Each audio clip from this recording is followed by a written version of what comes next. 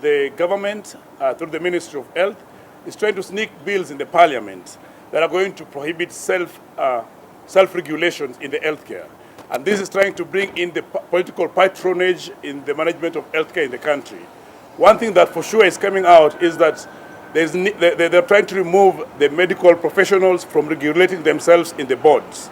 And this will cause a lot of disasters to the society, because if you bring people who do not understand the healthcare in the management of the regulatory bodies, then that will be akin to bringing quacks to manage the profession. Another thing that they're coming out strongly is that they're trying to bring appointments, that the people who will be managing the boards, the PPB, and the medical council and the nursing council will be appointed by the Ministry of Health. There's a high chance of doing that, such that any quacks from Cuba or any quacks from anywhere, their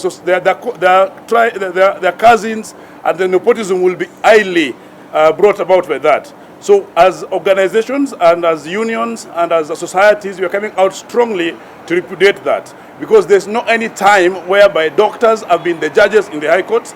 There's no time where doctors have been the heads of teachers of schools. So in any profession, for technical purposes and for things to parade and for wananchi to get the better health services that they need, we need to have self-regulation. The other issue that we have discussed is the issue of COVID-19 situation.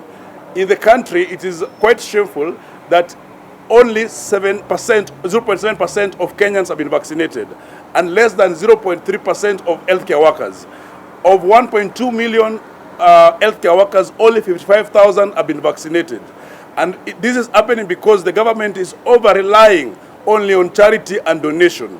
There's need for the government to budget and buy the vaccines for the Kenyans and for the healthcare workers, because that is the only way we will have the country reopening and the economy opening up.